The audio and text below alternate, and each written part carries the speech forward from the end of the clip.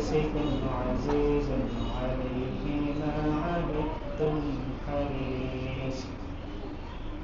حريص عليكم بالمؤمنين رؤوف رحيم وقد قال الله تعالى في شان حبيبه إن الله وملائكته يصلون على النبي يا أيها الذين آمنوا صلوا عليه وسلموا تسليما اللهم صل على محمد وعلى آل محمد كما صليت على إبراهيم وعلى آل إبراهيم إنك حميد مجيد اللهم بارك على محمد وعلى آل محمد كما باركت على إبراهيم وعلى آل إبراهيم إنك حميد مجيد بلغ العلا بكماله كشف الدجى بجماله حسنت جميع خصاله صلوا عليه وآله উপস্থিত মুআজ্জাজ মুহতারাম মুসল্লিয়ান কিরাম আমরা মহান রব্বুল আলামিনের দরবারে অসংখ্য গণিত শুকরিয়া আদায় করছি যে আল্লাহ পাক রব্বুল আলামিন আমাদেরকে মাহে রজবের তৃতীয় জুমায় আল্লাহ রব্বুল আলামিনের মহান হুকুম জুমার নামাজ আদায়ের জন্য আমাদের মতো কিছু গুনাহগার গোলামকে তার পবিত্র ঘরে আসার এবং বসার তৌফিক দান করেছেন সেই জন্য সকলে অন্তরের অন্তঃস্থল থেকে বলি আলহামদুলিল্লাহ আলহামদুলিল্লাহ। মুহতারাম নাযিরিন, বিগত জুমাগুলোতে আমরা আলোচনা করছিলাম রাসূল করিম সাল্লাল্লাহু আলাইহি ওয়াসাল্লামের সিরাত নিয়ে, এবং যেহেতু রাসূলুল্লাহ সাল্লাল্লাহু আলাইহি ওয়াসাল্লামের সিরাত বা তার জীবনী ইব্রাহিম আলাইহিস সালাতু ওয়াস সালামের জীবনের সাথে কানেক্টেড, এই জন্য আমরা ইব্রাহিম আলাইহিস সালাতু ওয়াস সালামের সংক্ষিপ্ত জীবনী আমরা জেনেছিলাম। তো এই পর্যায়ে আমরা রাসূলুল্লাহ সাল্লাল্লাহু আলাইহি ওয়াসাল্লামের জীবনী সংক্রান্ত আলোচনা আমরা শুরু করব, এবং শুরুতেই আমরা আরবের ভৌগোলিক অবস্থান এবং আরবের বিভিন্ন প্রেক্ষাপট নিয়ে আমরা কিছু বিষয় আলোচনা করব, যে বিষয়গুলো আমাদের জন্য জানাটা জরুরি। তো রাসূল করিম সাল্লাল্লাহু আলাইহি ওয়াসাল্লাম একজন ঈমানদার, তার জীবনের আদর্শ, একজন ঈমানদারের জীবনের রোল মডেল হচ্ছেন রাসূলুল্লাহ সাল্লাল্লাহু আলাইহি ওয়াসাল্লাম। একজন মানুষ সে যতই আল্লাহর প্রতি ঈমান রাখুক, সে যতই আল্লাহ তাআলার প্রতি বিশ্বাস রাখুক, যদি রাসূল করিম সাল্লাল্লাহু আলাইহি ওয়াসাল্লামের উপরে যদি তার ঈমান না থাকে, তাহলে সে কোশ্চেনকালেও ঈমানদার হতে পারে না। রাসূলুল্লাহ সাল্লাল্লাহু আলাইহি ওয়াসাল্লামের উপর যদি কোনো ব্যক্তি ঈমান না রাখে, এমনকি তার বর্ণিত দিক নির্দেশনার উপরে যদি কারো ঈমান না থাকে, তাহলে সে কোনোদিন ঈমানদার হতে পারে না। আমাদের দেশে সহ সারা পৃথিবীতে একটি দল আছে যাদেরকে আহলে কোরআন বলা হয়। নিজেদেরকে তারা আহলে কোরআন বলে পরিচয় দেয়, এবং ইদানিং ফেসবুকে, তারপরে বিভিন্ন সামাজিক যোগাযোগ মাধ্যমগুলোতে তাদের অনেক অ্যাক্টিভিটিও সামনে আসে। আহলে কোরআন এই নাম দিয়ে তারা বিভিন্ন ধরনের প্রচারণা চালায়। তো তাদের কথাবার্তাগুলো যেগুলো দেখা যায় যে তারা রাসূল করিম সাল্লাল্লাহু আলাইহি ওয়াসাল্লামের হাদিসের উপরে তারা ঈমান আনে না, তারা হাদিসকে বিশ্বাস করে না, হাদিসকে তারা মানুষের বানোয়াট মিথ্যা কথা বলেন নাউযুবিল্লাহ। এক কথায় তারা রাসূলুল্লাহর আদর্শ তারা মানে না। এমন এত আশ্চর্য ধরনের কথাবার্তা তাদের কথাবার্তা শুনলে তারা কি আদৌ তাদের ভিতরে ব্রেন নামক কোন বস্তু আছে না সবগুলো মানসিক রোগী, এটা বোঝা যায় না। গত কিছুদিন আগে একটা পোস্ট দেখলাম তাদের, যে আমরা যেভাবে নামাজ পড়ি, আমরা যেভাবে নামাজের মধ্যে হাত বাঁধি, তারা কিছু মূর্তির ছবি দিয়ে, অনেক মূর্তি আছে প্রাচীনকালে, মিশরের ফেরাউনদের কিছু মূর্তি আছে যেগুলো হাত এরকম করে দাঁড়ায় আছে, তো তারা ওই মূর্তির ছবি দিয়ে আমাদের নামাজকে ওই মূর্তির সাথে তুলনা করে তারা বলে যে এইভাবে নামাজ পড়ার কোন সিস্টেম কোরআনে নাই, বলেন নাউযুবিল্লাহ। চিন্তা করতে পারেন কোন পরিমাণ পাগল এগুলা, মানসিক প্রতিবন্ধী। তো তারা বলে যে কোরআনের মধ্যে আল্লাহ নামাজের কথা বলেছেন, নামাজের কথা, নামাজ মানে এই না যে হাত বেঁধে আমরা দাঁড়িয়ে থাকবো, এরপরে রুকু করবো, সিজদা করবো, মানে নামাজের প্রত্যেকটা রুকুকে তারা অস্বীকার করে। রুকু সিজদা যে ফিজিক্যাল অ্যাক্টিভিটি গুলো আমরা করি নামাজের মধ্যে, এগুলো তারা পুরোপুরি অস্বীকার করে। তারা বলে নামাজ মানে হচ্ছে সে সোজা হয়ে দাঁড়ায় থাকবে, দাঁড়ায় থেকে মনে মনে সে চিন্তা করবে, আল্লাহর কথা সে চিন্তা করবে, এটাই নাকি নামাজ, বলেন নাউযুবিল্লাহ। তাহলে দেখেন, দিন শেষে রাসূল করিম সাল্লাল্লাহু আলাইহি ওয়াসাল্লামের আদর্শের উপর ঈমান না এনে তারা দিন শেষে স্পষ্টভাবে কাফের এবং মুশরিকে তারা রূপান্তর হয়েছে। এই জন্য আল্লাহ রাব্বুল আলামিন রাসূল করিম সাল্লাল্লাহু আলাইহি ওয়াসাল্লামের উপর ঈমান আনাটাও বাধ্যতামূলক করেছেন। এই জন্য যখন আমরা শাহাদা পাঠ করি, এই জন্য মানুষ যখন মুসলমান হয়, মুসলমান হওয়ার সময় সে এক আল্লাহর উপরে বিশ্বাস স্থাপন করার সাক্ষী দেওয়ার পাশাপাশি রাসূলুল্লাহ সাল্লাল্লাহু আলাইহি ওয়াসাল্লামের রাসূলিয়ত, নবুয়িয়ত মেনে নেওয়ার উপরেও সাক্ষী দেওয়াটা আবশ্যক। এই জন্য আমরা বলি আশহাদু আল্লা ইলাহা ইল্লাল্লাহু ওয়া আশহাদু আন্না মুহাম্মাদান আবদুহু ওয়া রাসূলুহু। আমি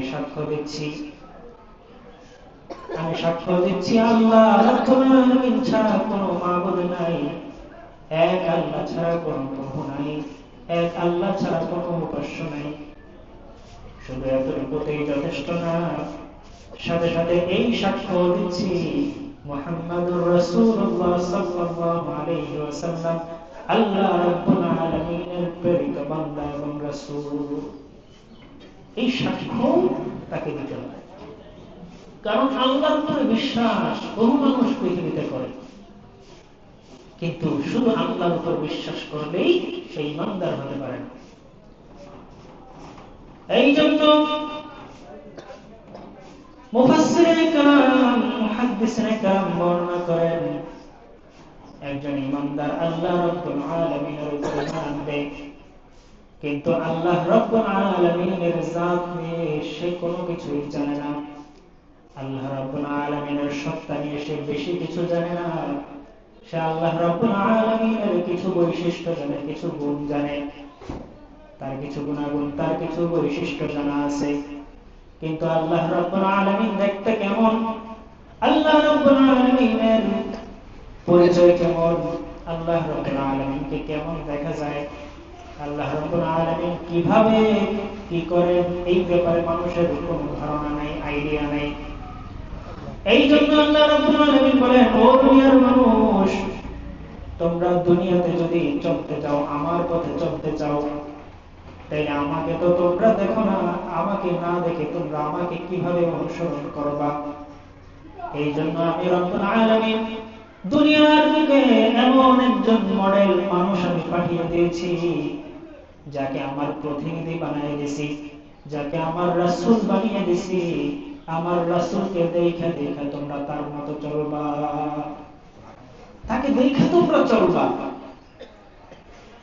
আমি চাইলে শুধু কোরআন তোমাদেরকে দিয়ে দিতে পারতাম, আমি চাইলে শুধু আমার কালাম তোমাদেরকে দিতে পারতাম, কিন্তু সেটা তোমরা বুঝতাম না।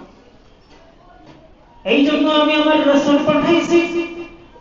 প্রত্যেকটা আয়াত, প্রত্যেকটা বিধান যখন আমার রাসূলের উপর আমি নাযিল করেছি, আমার রাসূল তার সমগ্র জীবনের মধ্যে প্রত্যেকটা বিধান, প্রত্যেকটা হুকুম নিজে পালন করে দেখাই দিয়েছেন। বলেন সুবহানাল্লাহ। প্রত্যেকটা বিধান পালন করে দেখাই দিয়েছেন। ক্ষমতাশীলরা অনেক ক্ষেত্রে ক্ষমতার বলে আইন প্রণয়ন করে, আইন বানায়, কিন্তু সেই আইন সে নিজে মানে না। আছে না নাই? আইন বানায়, বানানোর পরে সেই আইন নিজে মানার নাম নাই। আইন করে রাস্তাঘাটে গাড়ি নিয়ে চলতে গেলে ড্রাইভিং লাইসেন্স ছাড়া, ডিজিটাল নাম্বার প্লেট ছাড়া, গাড়ির বৈধ কাগজপত্র ছাড়া চলা যাবে না। খোঁজ নিলে দেখা যায় বাংলাদেশের মন্ত্রী এমপিদের গাড়িগুলোর একটারও বৈধ কাগজপত্র। বহু এরকম রেকর্ড দেখা গেছে। কিছু বছর পূর্বে নিরাপদ সড়ক চাই আন্দোলন যখন হয়েছিল, স্কুলের ছোট ছোট বাচ্চারা যখন নিরাপদ সড়ক চাই আন্দোলন করেছিল, সেই আন্দোলনের ভিডিও ফুটেজ গুলো আমরা দেখেছি। সেখানে বিভিন্ন ক্ষমতাশীলদের গাড়ি আটক করে বাচ্চারা কাগজপত্র দেখতে চেয়েছে, কিন্তু 90% গাড়ির কোনো কাগজপত্র, বৈধ কাগজপত্র তারা দেখাইতে পারে না। মন্ত্রী এমপিদের গাড়িগুলি বিভিন্ন তালবাহানা, যে কাগজপত্র কেউ বলে বাসায় আছে, কেউ বলে বিআরটিএ তে জমা দিছি, মানে তার কিছুই নাই, ড্রাইভিং লাইসেন্স নাই, কিছু নাই, চলতেছে ক্ষমতার বলে। তাই দুনিয়ার মানুষ যখন কোন আইন প্রণয়ন করে, সিস্টেম তৈরি করে, যারা নিজেরা ক্ষমতাশীল, যারা এই সিস্টেম তৈরি করে, তারা নিজেদেরকে সিস্টেমের বাহিরে মনে করে যে আমরা সিস্টেমের বাহিরে, আমাদের জন্য এই আইন না, আইন হচ্ছে গরিবদের জন্য, আইন হচ্ছে দুর্বলদের জন্য। আমাদের দেশের সিস্টেম গুলো ওইভাবেই চলে, আইন এমনিই চলে, যে যত আইন, যত নিয়ম, যত জেল জরিমানা, এই সব কিছু দুর্বলদের জন্য। আর যারা সবল, তাদের জন্য কোনো আইন নাই। 10টা 20টা মার্ডারের মামলার আসামি কোন ফাঁক ফোকর দিয়ে সে আইনের ফাঁক দিয়ে বের হয়ে গেছে, তার জন্য কোনো বিচার নেই। কিন্তু নিরীহ একজন, তার নাম করিমউদ্দিন, ওইদিকে মামলার মধ্যে একজন করিমউদ্দিন নাম আছে, বাপের নাম মিল নাই, কিন্তু তার নাম মিল আছে, তারে ধরে নিয়ে গেছে, তাকে ফাঁসি দিয়ে দিয়েছে। দুর্বল কেন? কারণ সে দুর্বল, সে প্রজা। আর যে ফাঁক দিয়ে বের হয়ে গেছে সে রাজা। প্রজারা শাস্তি ভোগ করবে, রাজারা আইনের ফাঁক দিয়ে বের হয়ে যাবে। এটাই হচ্ছে আমাদের গণতন্ত্রের রেজাল্ট, গণতন্ত্রের সিস্টেম।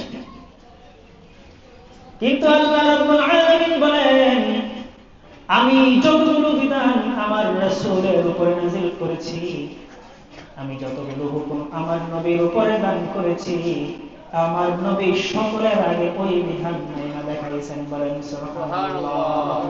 আমার নবী সেটা মাইনা দেখাইছেন। আল্লাহর নবীর সাহাবী রাসূলুল্লাহ সাল্লাল্লাহু আলাইহি ওয়াসাল্লামের দরবারে আয়েশা বলেন, ইয়া রাসূলুল্লাহ, ইয়া হাবিবাল্লাহ, আমি তো জিনা করে ফেলেছি, আমাকে আপনি পবিত্র করে দেন।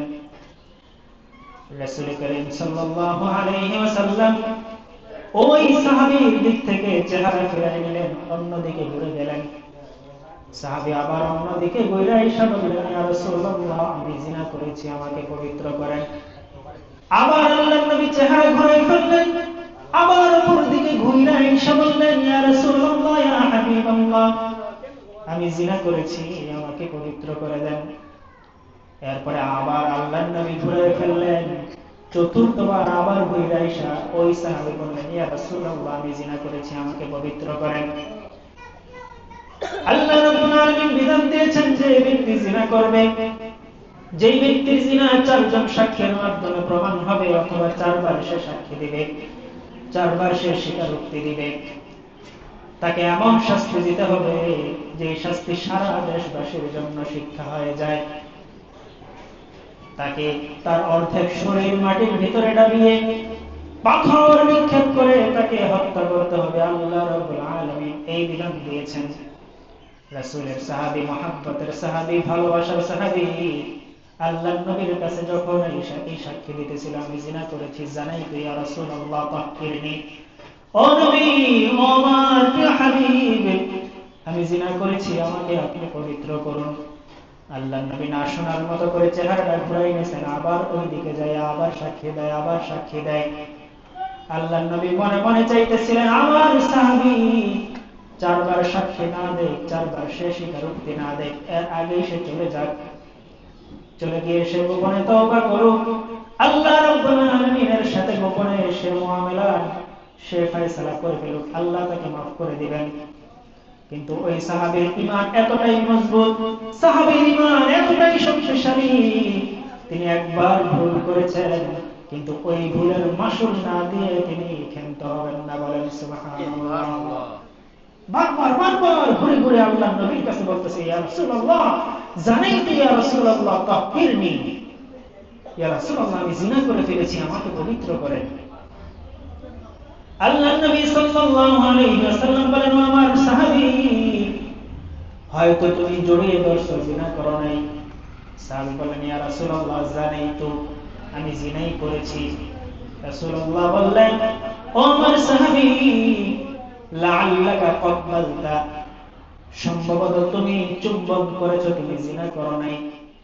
সাহাবী আবার বলে, জানাইতু ইয়া রাসূলুল্লাহ তাহহিরনি, আমি জিনাই করেছি গো রাসূল, আমাকে আপনি পবিত্র করে দেন। আল্লাহর নবী সাল্লাল্লাহু আলাইহি ওয়াসাল্লাম বহু চেষ্টার পরেও যখন তাকে কোনোভাবে ছাড়াইতে পারলেন না, আল্লাহর নবী সাহাবায়ে কেরামকে বললেন, ও আমার সাহাবীরা যাও, তাকে নিয়ে রজম করো, তাকে নিয়ে পাথর মেরে মেরে ফেলো।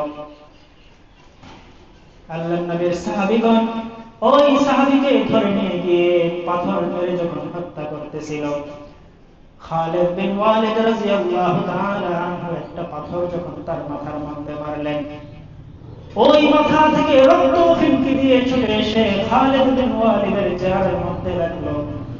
খালিদ বিন ওয়ালিদ রাদিয়াল্লাহু তাআলা আনহু তখন ওই সাহাবীকে গালি দিলেন, ইয়া আদুওয়াল্লাহ, ও আল্লাহর শত্রু, তোর রক্ত আমার মুখে লাগছে। আল্লাহর নবী সাল্লাল্লাহু আলাইহি ওয়াসাল্লাম খালিদ বিন ওয়ালিদ রাদিয়াল্লাহু তাআলা আনহুকে ধমক দিলেন, মাহলান ইয়া খালিদ, ও খালিদ থামো, ও খালিদ তুমি তাকে গালি দিও না, তাকে বকা দিও না, সে এমন তওবা আল্লাহর দরবারে করেছে, এই তওবা তার একজনের তওবা যদি সারা মদিনার মধ্যে বন্টন করে দেওয়া হতো, সারা মদিনার মধ্যে যত মুসলমান আছে সকলের মধ্যে যদি তার একজনের তওবা বন্টন করে দেওয়া হইতো, সকলের জন্য তার একজনের তওবা কবুল হয়ে যেত। বলেন সুবহানাল্লাহ। সকলের জন্য এই এক তওবা যথেষ্ট হয়ে যেত, আর কারো তওবা লাগতো না। সে এই পরিমাণ তওবা করছে, আর তুমি তাকে গালি দাও? সাবধান খালিদ, তাকে গালি দিও না। এটা ছিল তাদের ঈমানি পাওয়ার, তাদের ঈমানি শক্তি। আর আজকে আমাদের ঈমানি শক্তি, আমাদের ঈমান কচু পাতার পানি, একটু জমে এরপরে একটু বাতাস আসলে ওই ঈমান উড়াবে। আজকে ঈমানের শক্তি আমাদের নাই, ঈমানের তাকাজা আমাদের নাই, ঈমানের প্রতি যে পিপাসা, আল্লাহর বিধানের প্রতি যে পিপাসা, তৃষ্ণা, সেই তৃষ্ণা আমাদের মধ্যে নাই। তো বলতেছিলাম যে আল্লাহ রাব্বুল আলামিন এই যে বিধান দিয়েছেন, এই বিধান আল্লাহর নবী নিজে প্রয়োগ করেছেন। তার কলিজার টুকরা সাহাবী, তার মন চাইতেছিল না যে এই বিধান আমার সাহাবীর উপরে প্রয়োগ হোক। আল্লাহর নবী তো আইন প্রণয়নকারী ছিলেন, এই আইন, এই বিধান আল্লাহর নবী দিয়েছেন আল্লাহর হুকুমে। তিনি নিজেও অনেক বিধান দিয়েছেন। হাদিস শরীফের মধ্যে এসেছে, আল্লাহ রাব্বুল আলামিন যেরকম বিধান দেন, আমিও কিছু কিছু বিধান দেই আল্লাহ তাআলার হুকুমে। আমিও কিছু বিধান দেই যেটা আল্লাহ তাআলা অ্যাপ্রুভাল দেন, যেটা আল্লাহ তাআলা অনুমোদন দেন, এরকম আমিও কিছু বিধান দেওয়ার ক্ষমতা আল্লাহ তাআলা আমাকে দিয়েছেন। তাহলে আল্লাহর নবীর এই ক্ষমতা ছিল, আল্লাহর নবীর এই পাওয়ার ছিল যে আমি আমার সাহাবীকে বাঁচাই দেব, আমি আমার কলিজার টুকরা সাহাবীকে আমি মারব না, তাকে আমি বাঁচাই দেব। কিন্তু আল্লাহর নবী সেটাও করেন নাই। সারা পৃথিবীর জন্য শিক্ষা রেখে দিয়েছেন, সারা পৃথিবীর জন্য উপদেশ রেখে দিয়েছেন যে ক্ষমতা তোমার হাতেও যদি থাকে, তারপরেও তোমার এই সিস্টেম নাই, তোমার এই অনুমতি নাই যে তুমি আইনের ফাঁক দিয়ে বের হয়ে যাবে। অথচ ওই কোন পরিমধ্যে সলিমধ্যে থানায় পুলিশে ধরছে, আমি কিন্তু তমুক ভাইয়ের লোক, ফোন দিছে, দাদা আমাকে তো ধরছে, দাও পুলিশের কাছে ফোনটা, এই নিয়ে কারে ধরছ, ছেড়ে দাও স্যার, তার সাথে তো 15,000 পিস ইয়াবা পাইছি। আরে দূর, তুমি 5,000 পিস রেখে দাও, বাকি 10,000 দিয়ে দাও। আছে না নাই? এটাই তো আমাদের দেশে, এই সিস্টেমেই আমাদের দেশ চলতেছে। এই সিস্টেম আমাদের দেশের জন্য এমন এক ভাইরাস হয়ে গেছে, যেই ভাইরাসের কবল থেকে আমরা মুক্তি পাওয়াটা আশা করতে পারি না। করোনা ভাইরাস থেকে আল্লাহ আমাদেরকে মুক্তি দিয়েছেন, কিন্তু এই এক ভাইরাস, এই সিস্টেমেটিক ভাইরাস, আপনি দেখেন বিগত 16 বছরের যেই জুলুমের শাসন ছিল, সেই শাসনকর্তা বিদায় নিছে ঠিকই, কিন্তু সেই শাসন এখনো আছে না, চলে গেছে, এখনো সেটাই আছে, সিস্টেম সেটাই আছে। আপনি যদি সিস্টেমেটিক পরিবর্তন করতে না পারেন, এই দেশে কোনোদিন বিপ্লব হবে না। এটা যেটা হয়েছে বিপ্লব না, এটা বিপ্লব মানে কি, ইনকিলাব মানে কি, চেঞ্জ, পরিবর্তন, কিন্তু পরিবর্তন বাংলাদেশে কিছুই হয় না। এখনো ওই একজনের লাশ উঠাইয়া পড়ায় ফেলছে, ইমাম সাহেব গ্রেফতার, লাশে পড়াইছে, এই জন্য ইমাম গ্রেফতার, আরো বহু মানুষ গ্রেফতার, কিন্তু জীবিত মানুষকে লাশ বানাইছে, ওটার কোনো খবর নেই। আজকে 3 সপ্তাহ 4 সপ্তাহ হয়ে যায়, হাদি হত্যার কোনো বিচার নেই। এমনও নিউজ পাওয়া যায়, বিভিন্ন জেনারেল, সেনাবাহিনীর জেনারেল, তার বাসায় নাকি তাকে লুকায় রাখছে, ক্ষমতাসীনরা তাকে আশ্রয় প্রশ্রয় দাতা। তাহলে দেখেন যে লাশকে উঠায়া পড়াইছে, এই জন্য শাস্তি হয়েছে, কিন্তু মানুষকে লাশ বানাইছে, সেটার কোনো শাস্তি নেই। আশ্চর্যজনক ভাবে দেখবেন মিডিয়া থেকে হাদির ভিডিও গুলাও গায়েব হয়ে গেছে। হাদির যে ভিডিও গুলা, তার বুলেটের মতো তীক্ষ্ণ কথাগুলা সারা বাংলাদেশের মানুষের হৃদয়কে টাচ করেছিল, সেই কথাগুলো, সেই ভিডিওগুলো হঠাৎ করে যেন ফেসবুক থেকে উধাও, সামনেই আসে না। আরে আশ্চর্য, কই গেল, উধাও হয়ে গেছে। অথচ আগে ঢুকলেই দেখা যেত হাদি কথা বলতেছে, সে বক্তব্য দিচ্ছে, তার তীক্ষ্ণ কথাগুলো সামনে কানে ভাসত, কিন্তু আস্তে আস্তে হুট করে 1-2 সপ্তাহের মধ্যে তার ভিডিওগুলো উধাও হয়ে গেছে, আর সামনে আসে না। হাজার হাজার মানুষ শাহবাগে প্রতিদিন মিছিল করতেছে, প্রতিদিন র্যালি করতেছে, কোন নিউজেও আসে না। দেখছেন কোন নিউজে আসে? আসে না। ওই শুধু ইনকিলাব মঞ্চ নামক একটা ফেসবুক পেজ আছে, ওইখানে শুধুমাত্র কিছু আপডেট পাই যে সেখানে মানুষ আন্দোলন করতেছে, প্রতিদিন আন্দোলন করতেছে, বাচ্চা থেকে বুড়া মানুষগুলো সেখানে কান্না করতেছে, আন্দোলন করতেছে, চিৎকার করতেছে, কিন্তু এই চিৎকার সেই গণতন্ত্রের সিস্টেমেটিক কানের মধ্যে প্রবেশ করে না, গণতন্ত্রের কানে সেটা ঢুকে না। এমনকি মিডিয়াগুলোকেও এমন ভাবে নিয়ন্ত্রণ করা হয়েছে যে মিডিয়াতেও তাদের মিছিলগুলো আসে না। তাহলে আপনি চিন্তা করেন নিয়ন্ত্রণ কোত্থেকে হচ্ছে, নিয়ন্ত্রণ কিভাবে হচ্ছে? যেই ভারতীয় আধিপত্যবাদের প্রতিবাদ করতে গিয়ে, তাদেরকে রুখতে গিয়ে হাদি খুন হলো, সেই ভারতই আজকে সমগ্র এই সিস্টেমগুলোকে কন্ট্রোলে নিয়ে নিচ্ছে। ভারতীয় আধিপত্যবাদ আমাদের দেশকে গ্রাস করে ফেলেছে। আজকে 1 বছর 2 বছর নয়, সেই 1971-এর পর থেকে আজও পর্যন্ত বাংলাদেশকে এই ভারত খুবলে খুবলে খাইতেছে, তার কন্ট্রোলের মধ্যে নিয়ে রাখছে। যেই এটার বিরুদ্ধে কথা বলবে, যে এটার বিরুদ্ধে কথা বলবে, তার ব্যাপারেই ওই সিস্টেমের মধ্যে তাকে ফেলে দেবে। আতাউর রহমান বিক্রমপুরী, এক মাজলুম আলেম, তাকে গ্রেফতার করে ফেলছে। কি অপরাধ? বিশেষ আইনে নাকি তাকে গ্রেফতার। বিশেষ আইন কোনটা, কি তার অপরাধ, কিছুই ব্যাখ্যা নেই। একজন আলেমকে গ্রেফতার করে ফেলছে হুদাই। তার দোষ একটাই, সে এই প্রতিবাদ করছিল, তার পক্ষে কথা বলারও কেউ নাই। এই জন্য ভারতকে আমাদের বয়কট করতে হবে। ভারতীয় কালচার, ভারতীয় পণ্য, ভারতীয় সমগ্র ভারতের পূজারীদেরকে আমাদেরকে বয়কট করতে হবে, ঠিক কিনা?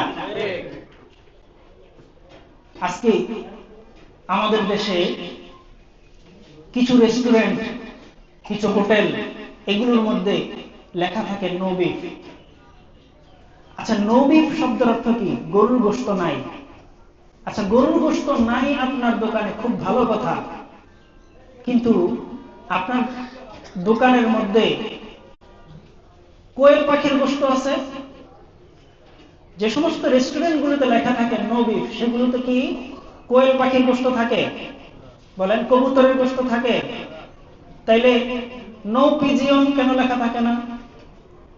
নো কোয়েল পাখি কেন লেখা থাকে না? প্রশ্ন আসে কি আসে না? নো বিফ লেখা এটা শুধু লেখা না, এটা একটা আদর্শিক মতামত, এটা একটা ঐতিহ্যগত মতামত। যে আমি কার পক্ষে? আমি গরু খাওয়াওয়ালাদের পক্ষে, নাকি গরুকে যারা পূজা করে, গরুকে যারা মা মনে করে, গরুকে যারা উপাস্য মনে করে তাদের পক্ষে? এটা হলো নীরব সমর্থন।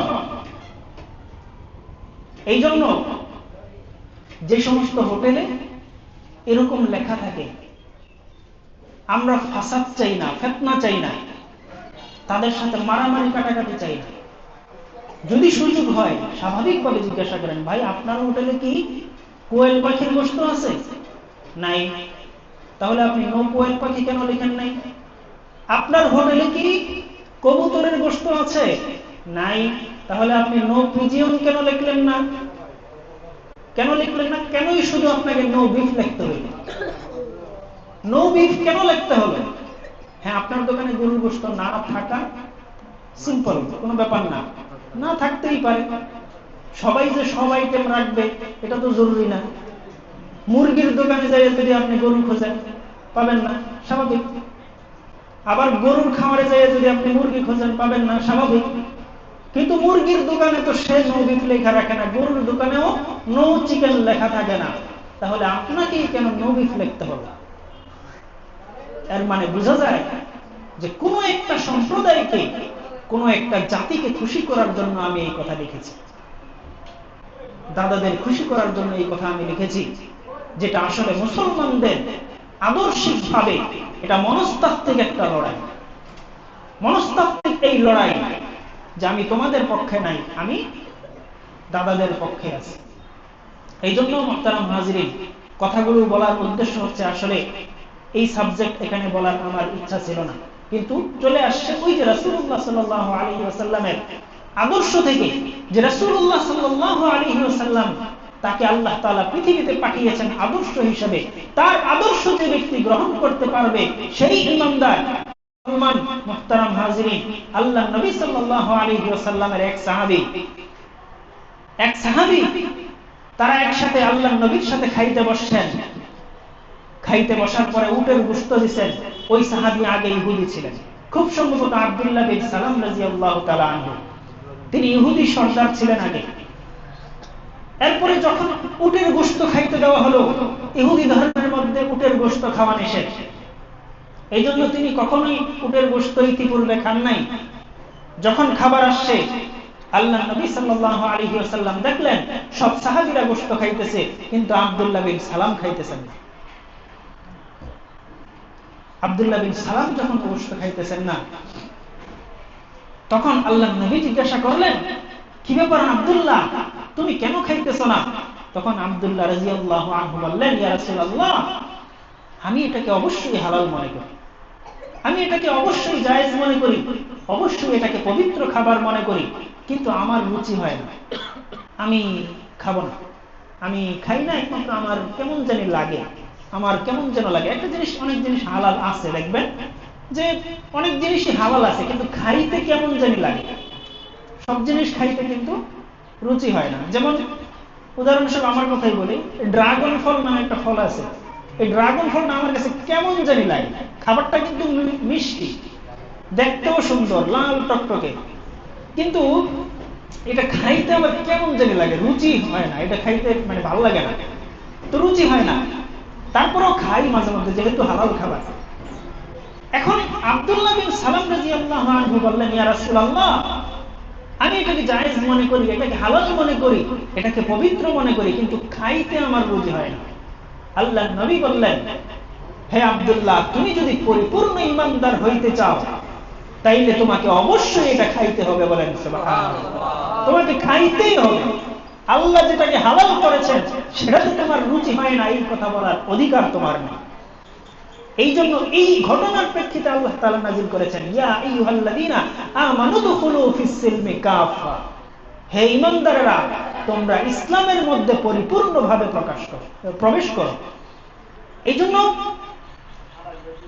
আদর্শিক যেই লড়াই, মনস্তাত্ত্বিক যেই লড়াই, এইখানে আপনি মুসলমান, আপনার শরীরে অ্যালার্জি জনিত কোনো সমস্যা নাই, ডাক্তারের নিষেধাজ্ঞা নাই, কিন্তু আমি গরুর গোশত পছন্দ করি না, এই কথা বলার অধিকার আপনার আছে?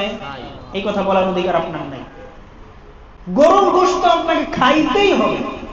আপনি যদি মুসলমান হইতে চান, গরু আপনাকে খাইতেই হবে। হ্যাঁ, একটা কথা আমাদের দেশে প্রচলিত আছে, গরু খাওয়া মুসলমান।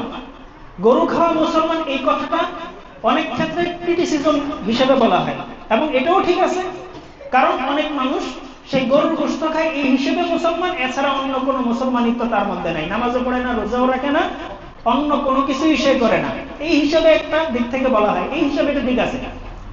কিন্তু যদি অন্য দৃষ্টিকোণ থেকে বলা হয় যে গরু খাওয়া মুসলমান বলতে গরু খাওয়াকে ক্রিটিসিজম করা হয়, গরু খাওয়াকে খারাপ মনে করা হয়, তাইলে এই কথা বলাটাও কুফরি, এই কথা বলাটা তখন না জায়েজ। এই জন্য গরু খাওয়া মুসলমানই আপনাকে হইতে হবে, অন্য সব দিক থেকেও মুসলমান হইতে হবে, গরুও আপনাকে খাইতে হবে। গরু পছন্দ করি না। সাম্প্রদায়িক সম্প্রীতির বাংলাদেশ, হিন্দু মুসলমান তারা মিলেমিশে চলে। কোন হিন্দু যাইয়া কোন হোটেলের মধ্যে, আমি আজ পর্যন্ত শুনি নাই হোটেলের মধ্যে যাইয়া হিন্দু বলছে, ভাই আপনি নবিক লাগান, বলছে কোনদিন? বলেন। বলে কোথায়? ওই যে ভারতে, যেখানে মুসলমানদেরকে গরুর গোশতের জন্য তাদেরকে জবাই করা হয়, গরুর গোশতের জন্য মুসলমানদেরকে হত্যা করা হয়, সেখানে এগুলো আছে। কিন্তু আমাদের দেশে তো এগুলো নাই। আমাদের দেশে হিন্দু মুসলমান তারা সাম্প্রদায়িক সম্প্রীতি সুন্দরভাবে তারা চলতেছে। হিন্দুদেরকে মুসলমানরা সহযোগিতা করতেছে, মুসলমানদেরকে হিন্দুরা সহযোগিতা করতেছে। মুসলমানদের উপাসনালয়গুলো যখন ক্রিটিক্যাল পরিস্থিতি বাংলাদেশে, তখন তাদের উপাসনালয়গুলো মুসলমানরা পাহারা দিয়েছে। তাহলে আপনি কোথায় আপনি মুসলমান আর হিন্দুদের দাঙ্গা দেখলেন? বাংলাদেশে তো কোনো নাই। বাংলাদেশে আছে একমাত্র ওই যে ভারতের উপাসনা, দাদাদের উপাসনা, আধিপত্যবাদের পূজা। এই জন্যই একমাত্র এই নবিক লিখতে হয়। নয়তো বাংলাদেশে কিসের এটা নিয়ে কন্ট্রোভার্সি? কোন কন্ট্রোভার্সিয়াল বিষয় তো এটা না। আমি খোলাখুলি বলি, কিছুদিন আগে আমাদের এলাকাতেই, আমি নাম বলবো না, এক হোটেলে ঢুকেছি, সেখানে নবিক লেখা। আমি প্রথমে খেয়াল করি না, আমার একজন মেহমান আসছে ঢাকা থেকে, তো তাকে রাত্রেবেলা কি খাওয়াবো সব ঘুরছি। ঘটনাক্রমে ওই দিন রাত্রে 8টা সাড়ে 8 এশার নামাজ পড়েই গেছি, পুরা 12 দিন খাবার সব খাইয়া শেষ করে ফেলছে, কে আল্লাহ জানে। কোনো হোটেলে কোনো খাবার নেই। প্রথমে গেছি ওইদিকে, ওই যে বটতলা, এই তারপরে ওইদিকে কিছু হোটেল আছে যে চাপ টাপ খাওয়াবো, যাই দেখি কিচ্ছু নাই, একদম দোকান শাটা বন্ধ করে দিয়েছে। কিরে ভাই এত তাড়াতাড়ি? হুজুর আজকে শেষ হয়ে গেছে। পরে আবার মোটর সাইকেলে টান দিয়ে এদিকে আসছে, এদিকে আইসাও দেখি এদিকে আমাদের সব রেস্টুরেন্ট গুলো সব খালি। এরপরে নূর মোহাম্মদ ভাইয়ের এই স্ট্রিট ফুডের দোকানে গেলাম, সেখানেও সব খালি। বললাম কেউ নূর মোহাম্মদ ভাই সব দিয়ে খালি? হুজুর সব খাই গেছে। 8টা সাড়ে 8টা বাজে তখন। পরে বাধ্য হয়ে গেলাম চাইনিজ রেস্টুরেন্ট। এরপরে সেখানে খাবার অর্ডার করলাম। খাবারের দামও চাইনিজ রেস্টুরেন্ট গুলো তো বুঝেনি, খাবারের দাম মনে করেন এক প্লেট আপনার পাস্তার দাম 250 টাকা, অথচ আধা কেজি পাওয়া যায় 100 টাকা। না, 1 কেজি, আধা কেজি পাওয়া যায় 100 টাকা, তাই না? অথচ এক প্লেটের দাম 250 টাকা। ঠিক আছে, সমস্যা নেই, মেহমান আসছে এবং খাইও আমরা। ঢাকাতে গেলে মাঝে মধ্যে খাই, কিন্তু ঢাকাতে দাম আরো অনেক কম। ঢাকাতে 150, 200 এরকম থাকে। আবার জায়গা বুঝে আর কি, কোথাও আবার 1000ও আছে। এখন এত এক্সপেন্সিভ খাবার অর্ডার করছি, আরেকটা আইটেম, দুটা আইটেম মিলে প্রায় 500 টাকার খাবার অর্ডার করছি। অর্ডার করার পরে দেখি লেখা নবী। আরে আশ্চর্য! তখন আমি আমার মেহমানকে বললাম, ভাই, সেও আলেম আলহামদুলিল্লাহ, ভাই এটা তো নো বিফ লেখা। বলতে স্যার নো বিফ লেখা রেস্টুরেন্টে তো খাওয়া যাবে না। তখন সাথে সাথে এই অর্ডারটা ক্যান্সেল করলাম। বলতেছে স্যার কোনো সমস্যা? স্বাভাবিকভাবেই বললাম যে আমরা তো নো বিফ লেখা রেস্টুরেন্টে আমরা খাই না। পরে বলতেছে স্যার এটা তো একটা কন্ট্রোভার্সিয়াল বিষয়, এই জন্য আমরা লিখে রাখছি। আসলে কন্ট্রোভার্সিয়াল বিষয়টা কেমনে হলো বাংলাদেশে, এটাই আমার বোঝা আসলো না, যে কে কার সাথে কন্ট্রোভার্সি করছে। কন্ট্রোভার্সি মানে বোঝেন তো, মানে বিতর্ক, এটা বিতর্কিত বিষয়। তো বাংলাদেশে গরুর গোশত খাওয়া নিয়ে কোনো হিন্দুকে তো আমি দেখলাম না যে সে কন্ট্রোভার্সি করছে, সে বিতর্ক করছে মুসলমানদের সাথে যে আমাদের মা গরু তোমরা খাইবা না, এই কথা বলছে। কুরবানির সময় হাজার হাজার লক্ষ লক্ষ গরু কুরবানি হচ্ছে, কোন হিন্দু এসে বাধা দিছে যে আমাদের মাকে কুরবানি করবে না, বলছে কোনোদিন? তাহলে কে আপনার সাথে কন্ট্রোভার্সি করলো ভাই? কেন এটা কন্ট্রোভার্সিয়াল বিষয় হলো বাংলাদেশে? তো এই জন্য এই বিষয়গুলো আসলে মনস্তাত্ত্বিক, মানসিক বিষয়, আদর্শিক বিষয়, আদর্শিক দ্বন্দ্ব, মনস্তাত্ত্বিক দ্বন্দ্ব এগুলো, যে আপনি সমাজের মধ্যে কোন মনস্তত্ত্ব কায়েম করতে চাচ্ছেন, কোন আদর্শ আপনি প্রতিষ্ঠা করতে চাচ্ছেন, এটা নিদর্শন হচ্ছে এগুলো। এই জন্য মুহতারাম হাজরিন, এই সমস্ত বিষয়কে আমরা বয়কট করতে হবে। এই সমস্ত রেস্টুরেন্ট, এই সমস্ত হোটেল, আমি শুধু 12 দিন কথা বলছি না, বাংলাদেশের যে কোনো জায়গায়।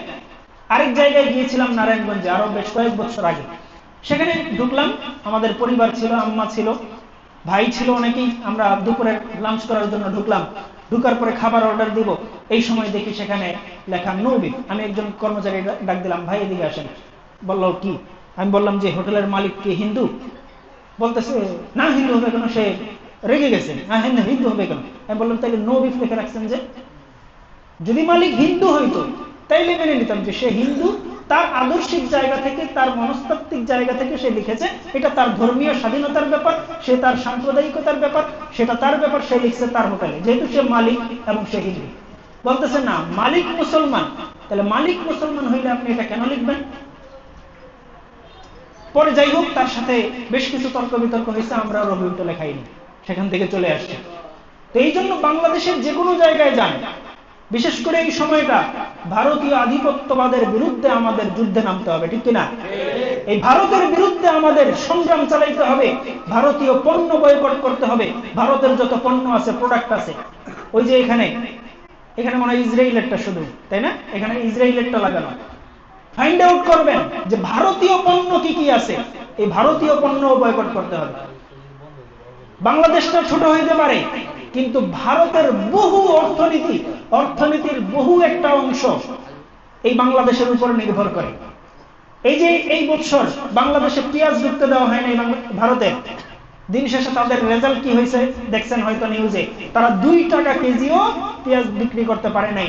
অনেকে পানিতে ফেলে দিছে, অনেকে আগুন দিয়ে জ্বালাই দিছে, যে তারা 2 টাকা কেজি তো পেঁয়াজ বিক্রি করতে পারে না।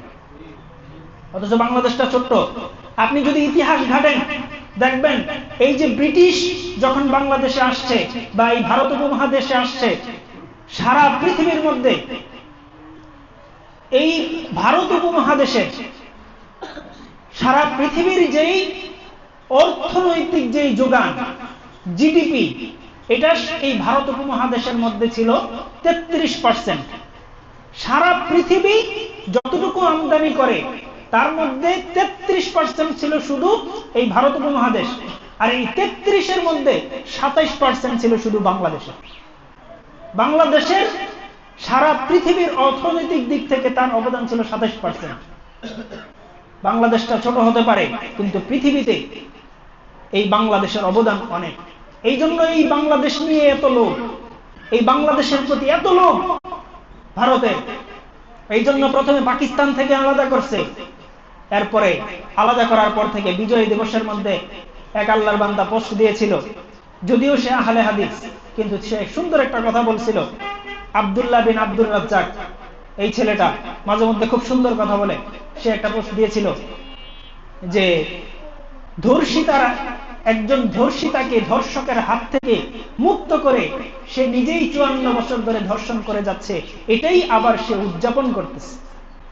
কথার মর্ম বুঝছেন কিছু?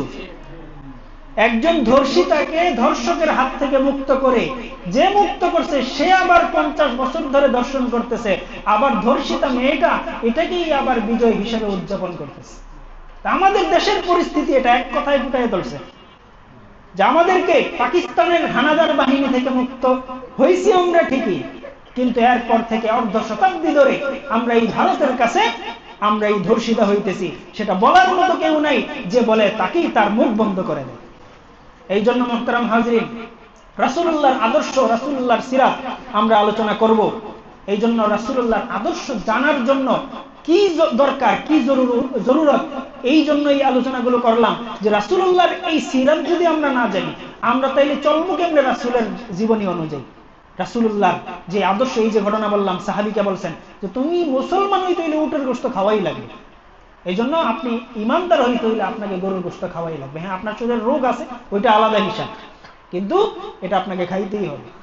এটার পক্ষে কথা বলতেই হবে, এটার বিপক্ষে যারা তাদের বিরুদ্ধে কথা বলতেই হবে। যাই হোক, আল্লাহ রাব্বুল আলামিন আমাদেরকে রাসূলুল্লাহ সাল্লাল্লাহু আলাইহি ওয়াসাল্লামের আদর্শ অনুযায়ী জীবন বাস্তবায়িত করার তৌফিক দান করুন। ওয়া আখিরু দাওয়ানা আলহামদুলিল্লাহি রাব্বিল আলামিন।